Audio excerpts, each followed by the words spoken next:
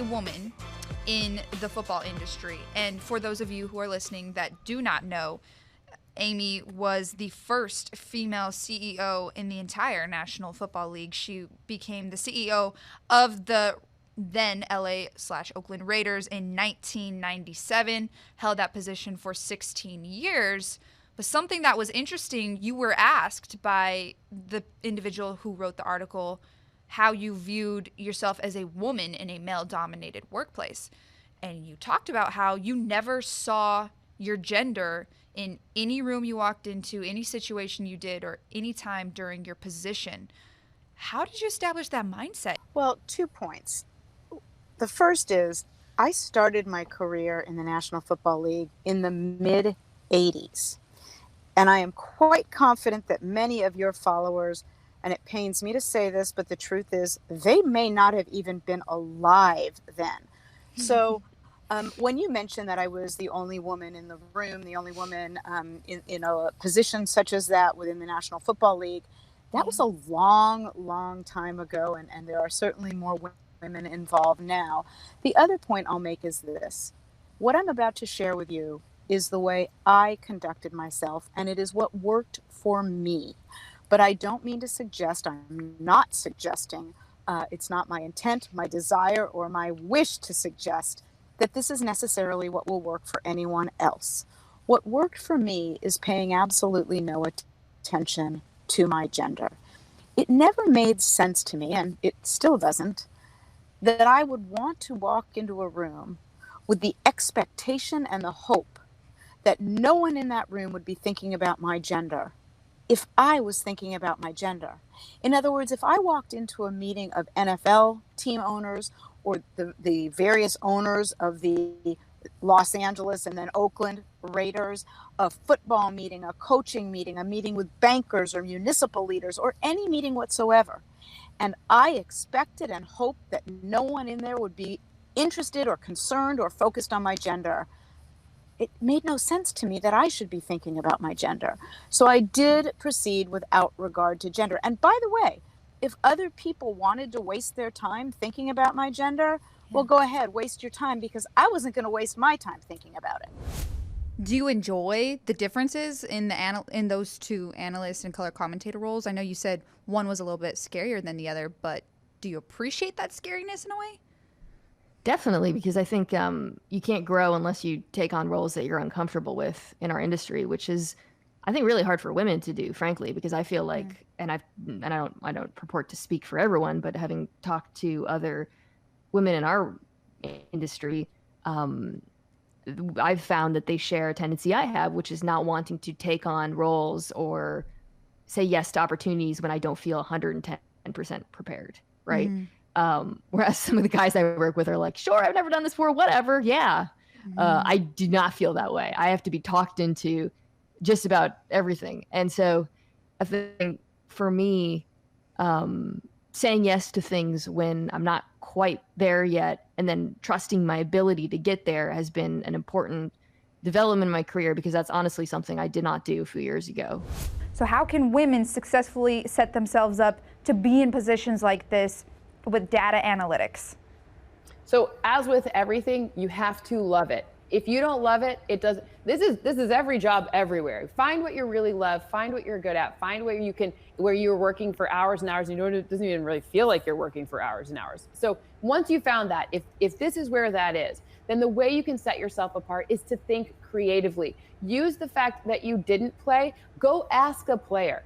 Listen to what they say. And when you listen, the more empathy you have for their position, the better off you are at coding it. Well, I was really lucky. I worked in the league office about 1 million years ago, in 2008, okay, 12 years ago. And I listened to what the coaches who were on the competition committee were telling me. And I just modeled it out. I didn't inject my own thoughts. I didn't inject any of it. And I modeled out what they were saying. And then that allowed me to look for something else. Then I asked another person. And then I got really curious, and I dug really deep.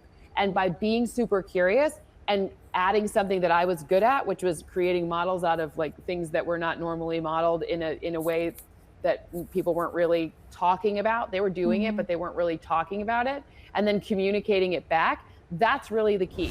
You never really know who you're inspiring. That's what I've noticed as I've gotten older. I'll look up to other women and I'll really think like, wow, I wonder if this person even knows they inspire me in A, B, C, or D. And It's sometimes so you just have to true. tell people.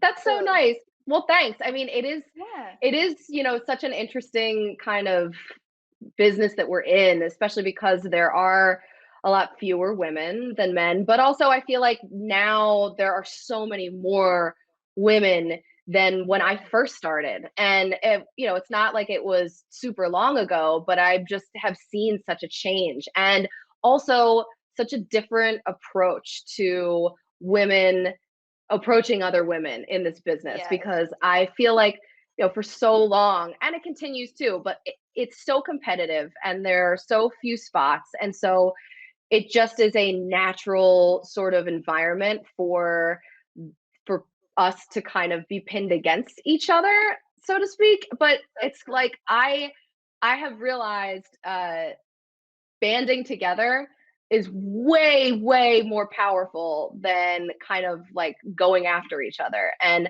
I feel like working at the network now, there are so many awesome women that I work with, and we legitimately get along really well. And it has been so nice to build each other up and do projects together instead of it being this like weird, catty kind of like fake relationship, because that is not the case at all. What were some of the obstacles? Let's first start out doing that maybe you ran into when you first were able to start your family, get married, and have children.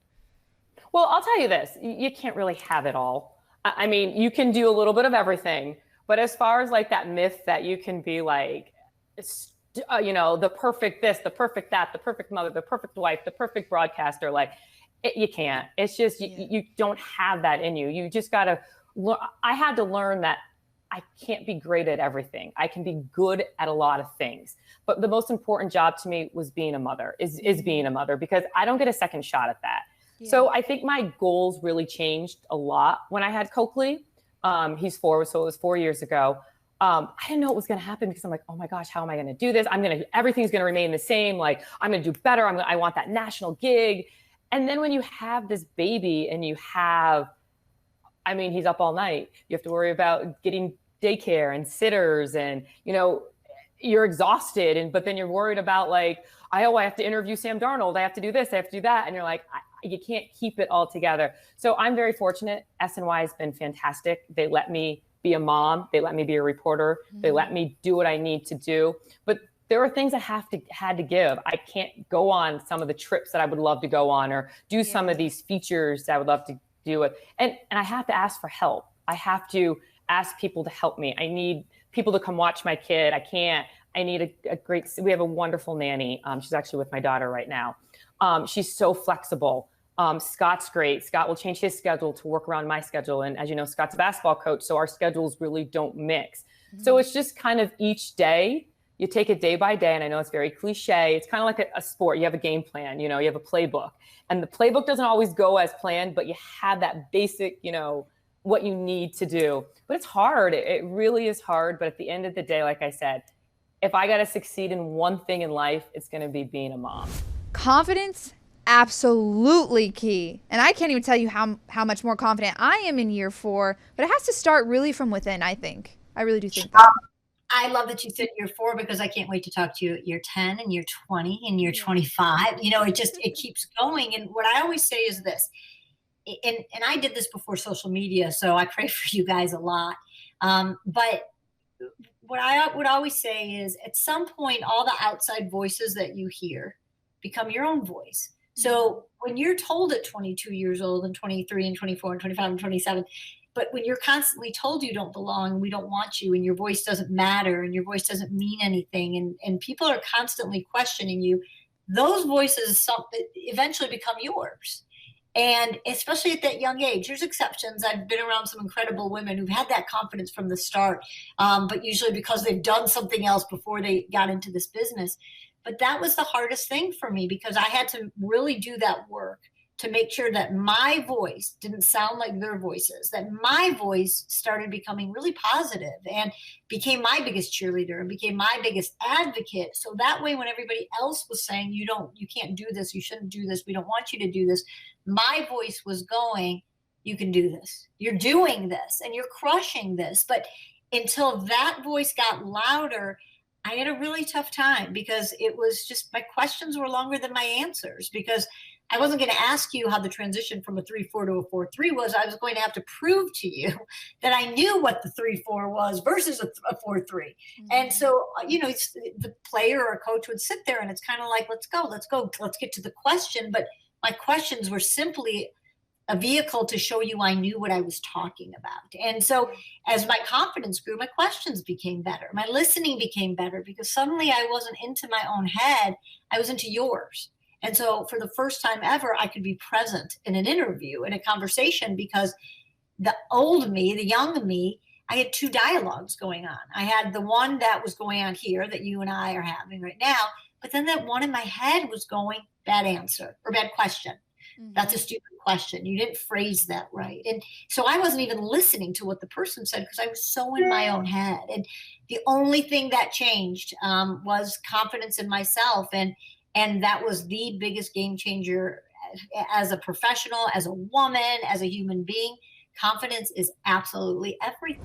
Thank you for being really a path paver, because I think that's so important. Sweet. Thank you. Well, I was going to say to you, thank you for having a platform like this. I think it's really important. You are, highlighting, I saw everybody that you've had on the show. You're highlighting some really pivotal and talented and amazing women on the show. And that's important. And I always say, I am so inspired by every single woman that is in this space. So I'm inspired by you doing this. I'm like, oh my gosh, we should all be doing more to really, I think all of that is really important. So thank you.